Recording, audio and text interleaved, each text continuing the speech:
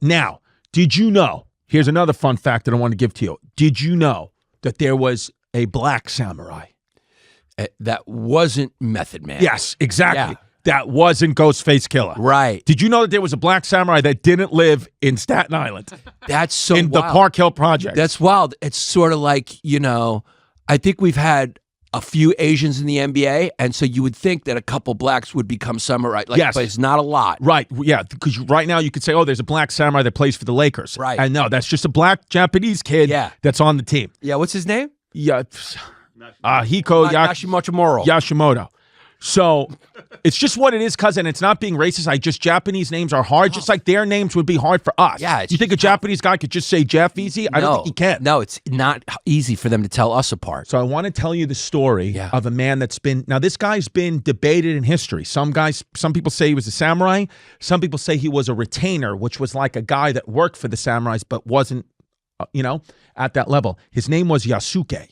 So who this kid was first of all, he was a black African kid that came to Japan once again through a Portuguese guy. There was it was an Italian guy. His name was Alessandro Valignano, and he was a Jesuit missionary working for Portugal. Portugal loves slaves and black people more than any other country. You have to accept that. They just did. I know the white people. I know that we're bad in history. I know we're bad, but we got to start talking about how Portugal was involved in the slave market in a big way. Huge.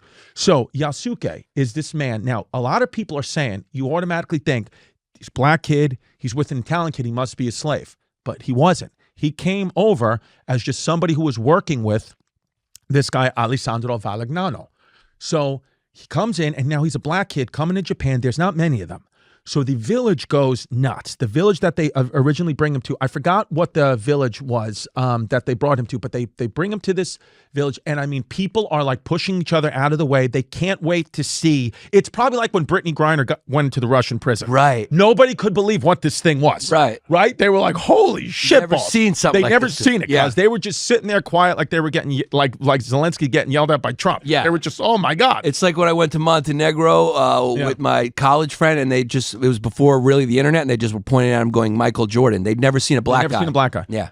So this kid, Yasuke comes in, it's about 1579. He comes in and he's just like unbelievable. And the head guy right now was this guy, Oda Nobunaga. He was like the top guy in Japan.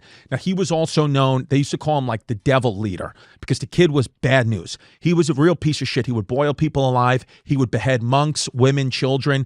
As a matter of fact, I'm going to get to the story of when Nobunaga eventually causes a civil war. It's because one of the samurais samurais, even though they're honor and they're only loyal to their leader, when he was basically, Nobunaga was making these samurais behead women and children, they were like, yo, fuck this guy, we're going to rebel. So Yasuke and Nobunaga strike up this wild friendship. Nobunaga, who is this top guy, is obsessed with Yasuke. They're like, this kid's the best.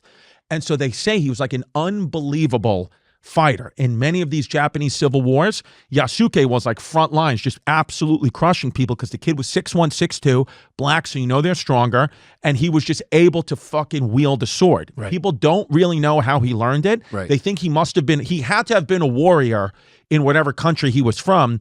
There's not many records of him because you can't just get to the level of samurai without being like elite beyond elite. Right. Now, if you're a black guy and you're fighting samurai style back then, you're probably going to want to tuck. 100%. Because you don't want the dick swinging because swords can get it. Well, that's what I was going to say. And that was good for the Japanese because the swords, maybe the dicks are so small, so, the way a bulldog's face is mashed in so it can fight, maybe the dick is small so the sword can't get it, so it evolved that way. That's very true. And you know what? And maybe that's why. Very true. And maybe that's why Yasuke was so much better as a samurai and could learn it so quick because the kid had 3 swords. He had his katana sword, he had another sword that they always had, and then he just had his dick, and he would just fucking, because if you got a big black like dick from Mozambique, you can easily hit a 5 get them off their feet, easy knock the wind out. Right. Well, you can definitely, it's definitely like a diversion. Like, where's the sword? Is it down there? Is it up there? He's looking at multiple swords. Yeah. It's like I'm seeing double. Now, here's the thing with samurai, too. Now, here's the thing. Here's why a lot of people debate there's no way this kid could have been actual samurai, because a lot of people said you had to be born into this culture like a Hasidic Jew. Right. Even though they said Amari Stoudemire is a Jew now, he's not Hasidic. Right. So you could be Japanese and be in the culture, but you can't actually be a samurai. So it's debatable. A lot of people say, they say that somebody wrote a book, a white guy wrote wrote a book in like the 1800s and made this guy a samurai, when Japanese historians are saying this guy was not a samurai. We don't claim him as samurai. We believe he existed, but the kid wasn't a samurai. But he served Nobunaga faithfully. He definitely fought in a lot of these battles. He was always there, and the reason why this is wild is because at the end of Nobunaga's life, 1582, as I said, the kid fucking Nobunaga caused a civil war because he was just a ruthless like devil king. He was like a piece of shit. He really was.